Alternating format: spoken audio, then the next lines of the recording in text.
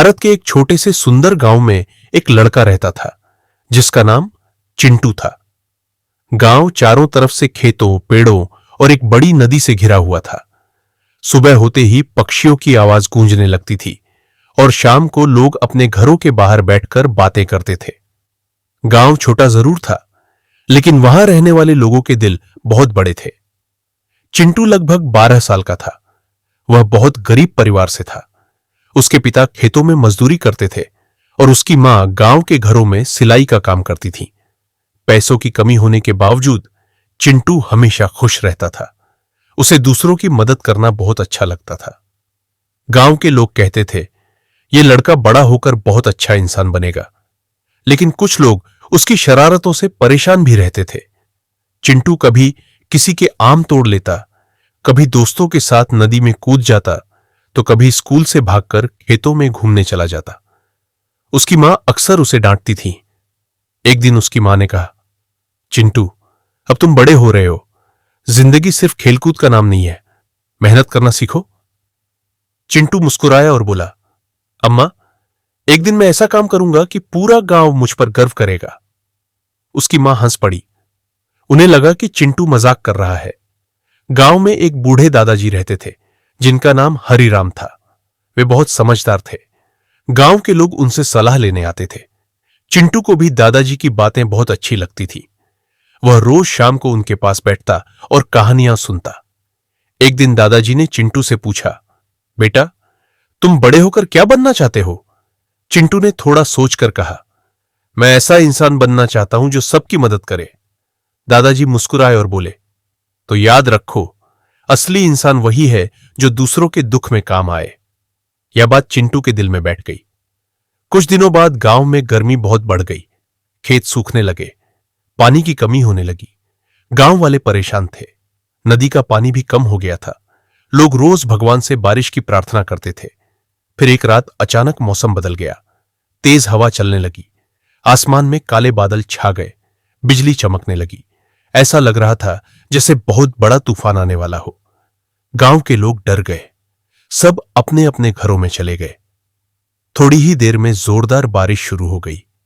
बारिश इतनी तेज थी कि कुछ भी दिखाई नहीं दे रहा था। नदी का पानी तेजी से बढ़ने लगा। चिंटू अपने घर की खिड़की से बाहर देख रहा था। तभी उसे किसी के रोने की आवाज सुनाई दी।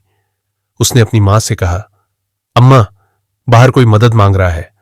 उसकी मां बोली, बेटा, बाहर मत जाओ, बहुत खतरा है। लेकिन चिंटू का दिल नहीं माना।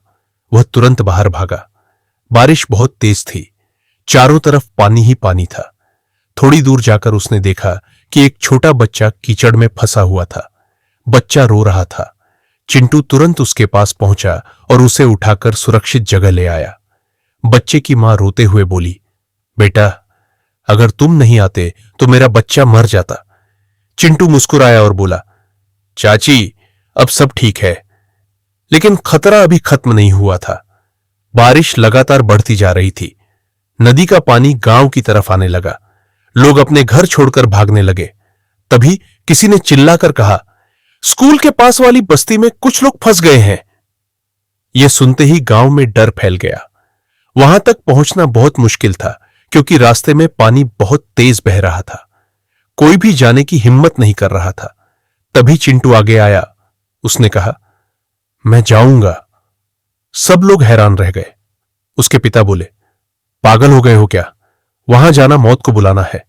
लेकिन चिंटू बोला, अगर हम मदद नहीं करेंगे तो वे लोग मर जाएंगे। हरिराम दादाजी ने चिंटू की तरफ देखा। उनकी आंखों में गर्व था। उन्होंने कहा, यह लड़का डरता नहीं है, भगवान इसकी रक्षा करेंगे। फिर कुछ जवान लड़के भी चिंटू के साथ जाने को तैयार हो गए। सबने रस्सियां उठाई और पानी की तरफ बढ़ने लगे। बारिश लगातार हो रही थी। पानी कमर तक आ चुका था। कई जगह रास्ता टूट चुका था। चिंटू सबसे आगे चल रहा था। अचानक उसका पैर फिसला और वह पानी में गिर गया। सब लोग डर गए, लेकिन चिंटू ने जल्दी से रस्सी पकड़ ली और खुद को संभाल लिया। उसने कहा, डरो मत, हमें लोगों को बचाना है। थोड़ी देर बाद वे लोग बस्ती तक पहुंच गए। वहां का दृश्य बहुत डरावना था। कुछ घर टूट चुके थे। लोग छतों पर खड़े मदद के लिए चिल्ला रहे थे। बच्चे रो रहे थे। चिंटू ने बिना समय गंवाए लोगों को निकालना शुरू किया। वह एक एक करके बच्चों और बूढ़ों को सुरक्षित जगह पहुंचाने लगा।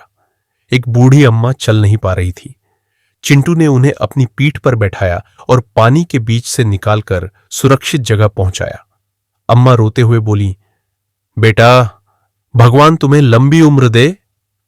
रात भर चिंटू और उसके साथी लोगों की मदद करते रहे। सुबह होते होते बारिश कम हुई। गांव के सैकड़ों लोग बच चुके थे। जब सबको पता चला कि चिंटू ने कितनी बहादुरी दिखाई, तो पूरा गांव उसके घर के बाहर जमा हो गया। गांव के मुखिया ने कहा, आज इस छोटे बच्चे ने साबित कर दिया कि असली हीरो वही होता है जो दूसरों के लिए अपनी जान की परवाह न करे। सब लोग तालियां बजाने लगे।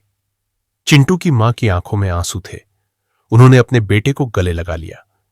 कुछ दिनों बाद जिला अधिकारी गांव आए। उन्होंने चिंटू को बहादुरी का इनाम दिया। उन्होंने कहा, देश को ऐसे बहादुर बच्चों की जरूरत है। अब चिंटू पूरे इलाके में मशहूर हो गया था, लेकिन इतनी तारीफ मिलने के बाद भी उसमें घमंड नहीं आया। वह पहले की तरह ही सबकी मदद करता रहा।